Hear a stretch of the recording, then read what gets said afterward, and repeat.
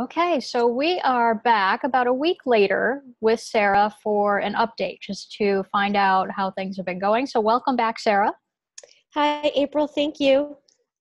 So, I wanted to hear a little bit about what's been going on with you around the abundance issues, around the money stuff, and all of that since Job we and last all of spoke. that stuff. Yeah, Yeah. yeah. So it was really interesting. So the first day, like after we talked, I kind of OD'd on the PS Tech because I was sick of feeling stuck with it. Like sitting and crying is only useful for like the first 10 minutes. After that, it doesn't do anything to progress you forward with where you need to actually go. And Exactly. so, and I had already done the sit and cry with it for 10 minutes. So I was really just over it. So I kind of OD'd on the PS Tech. I did like 3 times with the click track and then like once with the positive, the way that you said of doing it while I was awake, but saying, yes, yes, and like affirming it out loud. But thank God I live alone, I tell you. But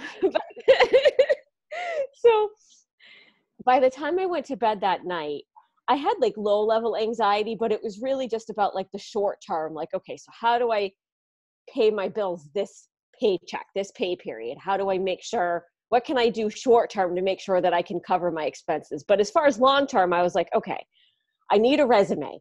I know there's jobs out there. And I had started a job search and found some that were like really like, if I could paint my ideal job, that was them. And I'm like, okay, so I just gonna work on a resume. And I'm like, all right, I'm going to bed. I'll deal with that tomorrow. Because at that point, my brain was fried. I was emotionally exhausted. I'm like, I'm just done for the day. So the next day I got up and I had actually reached out like a month or two ago. I had reached out to professional resume people about having them work with me on making one. And I kind of set it aside because A, I was making great money at the time doing what I was doing. And B, the process just seemed more complicated than it had to be. Like I knew that I was 95% of the way there anyways. And they want like several $100s, which in general I understand because it's a huge skill and I don't mind paying people for their skills. But I was like 95% of the way there. I'm like, I don't need to pay somebody $200 when I'm 95% of the way there. Right. So I reached out to them again and kind of got the same answers as before and wound up equally as like, I just don't feel like I need, like, there was like 2 to 3 week process. And I'm like, I need to apply for jobs now. The jobs I want are available now. I don't want to wait 2 to 3 weeks to apply for something that is already available. Like that's silly. Yeah. Um, and I'm like, and so I actually just went ahead and researched, okay, so different types of resumes and different, different templates and this and that. And all and like, I wasn't even sure at first how to even phrase like the questions I had in a way that was search engine friendly, but Hmm. I kind of just kept figuring it out and just reading different resumes and looking at different examples and working through different templates. And then I found a template that I really loved and started filling out all the information. And then they say, okay, please pay us X amount of money to, download your resume. And I'm like, or I pass on that and I'll just make it in Word. I know how to use Word. That's fine. Hmm. So I just, kind of had the split screen thing going and made the template, filled it in with everything. But working through this thing that I found that sort of did it online was very helpful because I was struggling with 2 pieces. I was really struggling with like that personal statement piece that's at the top. Because like I know what my mission is, but I can't just put on a resume like my mission is to make the world a place where all beings are respected and honored. Like that's not helpful as far as telling the hiring manager why you want to work for them. Yeah. Like that's beautiful and wonderful. However, That's not what the corporate people want to hear. right. Yeah, Yeah. it's not useful. So and then I was struggling with, because I've had such a checkered job history, how to accurately reflect that. And so working through this template thing that I found online was useful because it kind of helped me to address both of those confusion points. So I put together a pretty decent resume and then reached out to some people who I thought could maybe just as a friend, like take 10 minutes and look at this and just tell me, what do you think? And provide me some feedback. And so your Right. wife was amazing and did that. And a couple other people did that. And you all basically had the same feedback, which was great confirmation that I was pretty close and just a couple tweaks, right? So Good. that was awesome. And then I wrote a cover letter, which again, like, so in the past, I've always just felt like, here's my resume, like, just freaking hire me, just leave me alone. Right. Like this resume, like, I am so proud of this resume. Like, I feel like this Yay! actually captures who I am as a person for the first time. And I feel like that matters a lot, especially with the types of jobs I'm going for, because they're all creative type jobs. Whereas before I was always just corporate, boring, blah, and I hated it anyway. So of course I didn't care if I liked my resume, right? But Mm-hmm. and then I sat down and I researched cover letters, because in the past I've always had just like this one paragraph, like, hi, my name's Sarah, and here's what the job I'm applying for, and thanks for considering me. Like, very boring, generic, wah, wah. No wonder I wasn't getting anywhere. But but this time I was like, no, like, I need to capture two things. I need to capture creativity, and I need to capture the job history aspect. So I sat down and I researched both types of cover letters. And then I wrote then one that was kind of combined with both. And I started off talking about how I've always had a love for writing and words, and how I wrote this essay in 4th grade about why I wanted to be a writer. And it meant so much to me that I still have it. And, and then said, but, like, the path to, our to where we're supposed to be is not always a straight line. And so I had all these other experiences and talked about how those actually benefited me as a person and how I see the world and all of that.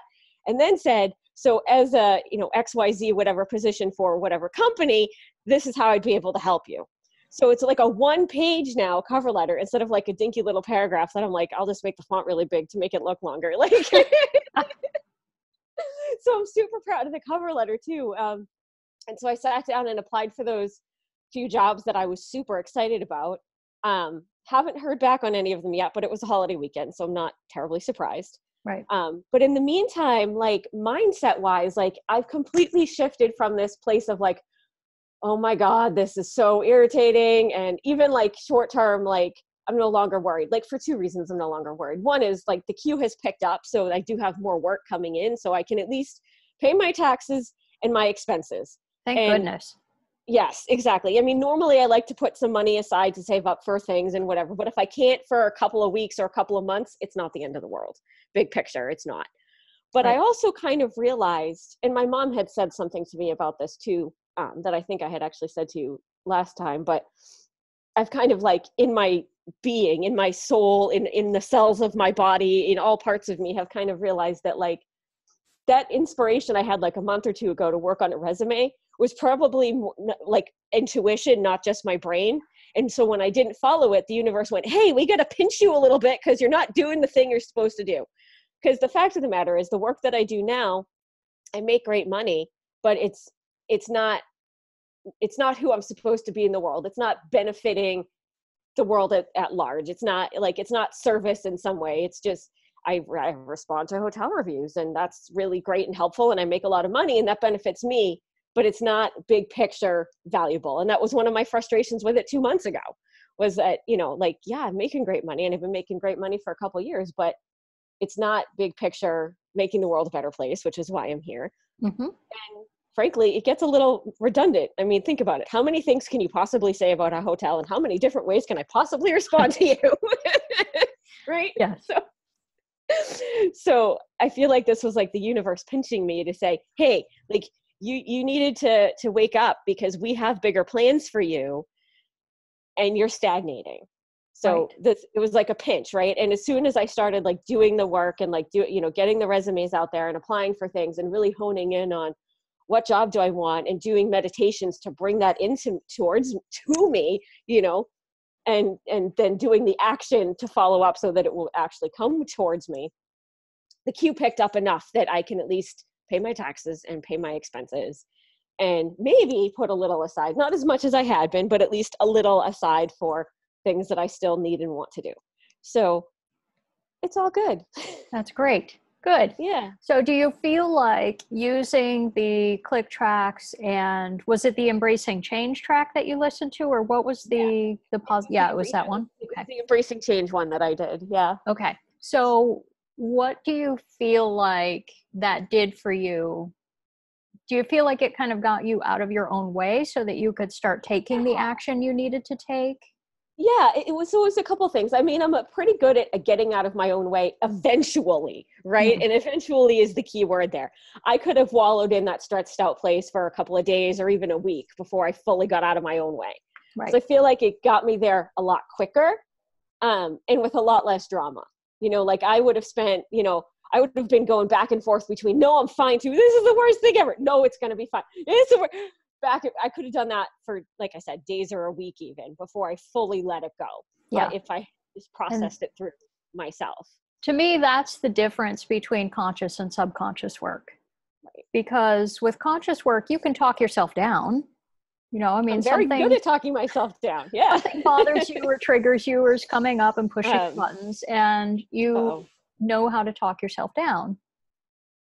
But then at some point, it comes back up again and you're re-triggered. And so this is just really a way to kind of circumvent that, so you don't have to talk yourself down, so that you're just able to convince your subconscious mind, I'm safe in this situation. I don't need to continually freak out and be triggered by this. I can just move forward and take action on it without the fight or flight, kind of sabotaging me. So Yeah. it's really just a shortcut way to get your brain to stop looping on that thing, so that you can Yeah. just move forward. Yeah, and that's really what happened. I mean, I'm very good at like the affirmations and recognizing like, okay, I'm going back into that loop and I better say my affirmation and get myself to stop. But it does take a while when you just do it consciously for your brain to go, oh, I get it. Versus, like you said, with the PS Tech, it's the unconscious, and it happens a lot faster because when you go conscious to unconscious, it has to like get all the way down, like the rain has to make it through into the groundwater, right? Versus Right. you're And going ground up basically. right. Yeah. It takes a lot of repetition to Yes. affect the subconscious mind from a conscious repetition place.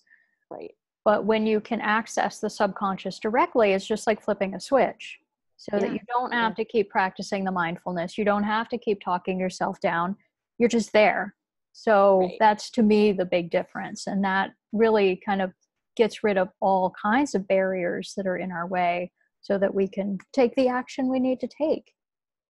Right. Exactly. Exactly. And I feel like too that when I got out of my own way like that, it was also I was able to like um figure out like, okay, how can I short term like make these bills happen without it being like a big panic stricken thing, right? So like normally I set work hours for myself of like 7 a.m. or whenever I get up, but no later than 7 usually, to however long it takes me to do $300 worth of work every day or thereabouts.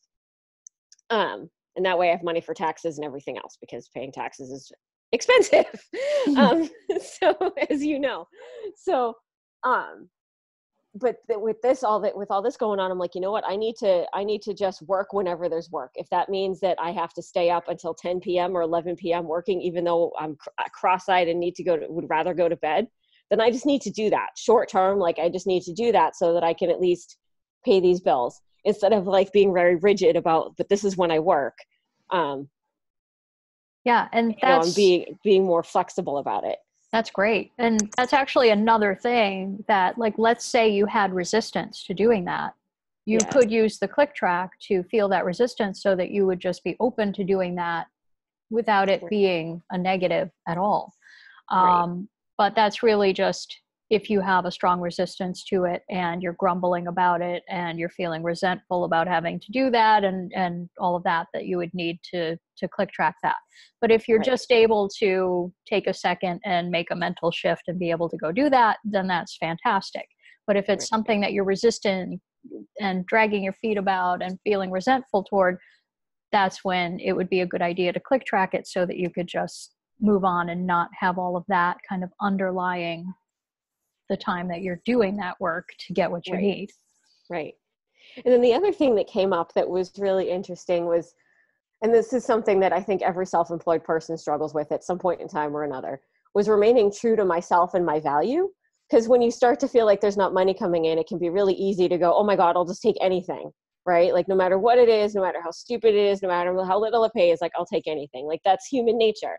Mm-hmm. And that came up, I had applied for this freelance writing job that was about like DIY projects around the house, and I DIY that crap out of everything. So I thought, well, this could be pretty cool. And you know, on the application, they said, okay, what's your pay rate for 1,000 words? And I said, $50. And they came back with, hey, welcome aboard. We're going to pay you $15 for 1,000 words. And I was like, no, you're not. So I wrote back and I said, you know, thanks so much for the offer, but that pay rate is A, not what I specified, and B, well below industry standards. So unfortunately, I'm not going to be able to accept. They came back and doubled it to 30. And I said, well, again, I really appreciate it, but that doesn't cover me. And I explained, you know, I have to pay my own taxes and my own insurance and blah, blah, blah. I said, not to mention that if you had an expert coming in to work on your house to do some sort of repair job, you would be paying them at least $50 an hour, probably significantly more. Now I have less overhead than they do, so I can charge less. However, I am equally as valuable. And they came back and said, okay, we'll charge 50. We'll pay you 50. Here's your first assignment. And so I clicked on the link to look at the first assignment. The instructions for this first assignment, which is an article of no more than 1,000 words, mind you, the instructions were 1,000 words. And I went, I'm out. Like, I'm out. This is way too much work. This is way too much stress and aggravation for $50. No. Right. Good for you. Yeah. Yep. So it was, you know, like the job, it felt like a bait and switch. Like the job description was like, you know, you need to include some pictures, which I assumed I could just take pictures of the projects I've done on my house and just throw those in there. And, you know, you need to just explain the project. I can do that. It seemed pretty simple. The instructions were like, you have to have like, you know, 3 to 4 sentence captions for each one of the pictures, and you have to lay it out in steps, and then you have to make a thing in Canva. And I'm like, no. Mm-hmm. Yeah, that doesn't sound like an hour of work. No, that's 3 to 4 probably. Yeah. Yeah. So no. Mm-hmm. So yeah, so I felt like, I don't know if that's just something that I've personally been able to grow through, or if it was partially related to the click tracks, or maybe both, but I was proud of myself for being able to say, no, like as much as extra money right now would be great, that is not okay. Right. Yeah. And I do find that sometimes click tracking one thing will just mysteriously clear something else. So I wouldn't be surprised if there was some kind of effect there. Well, they're both related to abundance, right? So it totally could be. And that's the piece that's jumping out at me, is that feeling of you cleared your panic about not having enough, which empowers you to be able to say no to the things that don't resonate when you normally would out of desperation. So that's, I think, really what cleared that and allowed that. So that's great. Fantastic. Yeah. So before we close up for the day, I wanted to mention, because I was going back and listening to our original conversation, and there was this brief moment where you said something like, when this lack has been coming up, there's these programs of, I'm not worthy, I'm not good enough, I don't deserve it, stuff like that comes up as well. So there's a couple of things you can do to kind of counteract those things as well, because a lot of times our behaviors and the things going on in our lives are related to our beliefs. So you could use the click tracks to tell yourself off, to feel like you're not good enough, you know, to kind of tell yourself, to basically put yourself down. So all of the negative self-talk that you would normally do to yourself, that you would then be like, no, that's not how I'm thinking about myself, you know.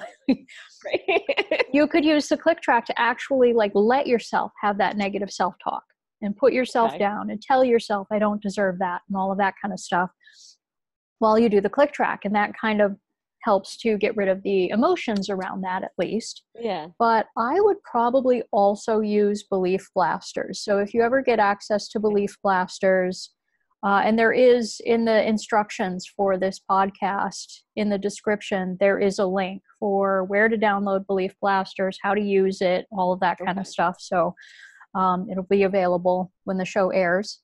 But with belief blasters, I would do some programs like, I had the belief that I wasn't good enough. I had the belief that I didn't deserve success.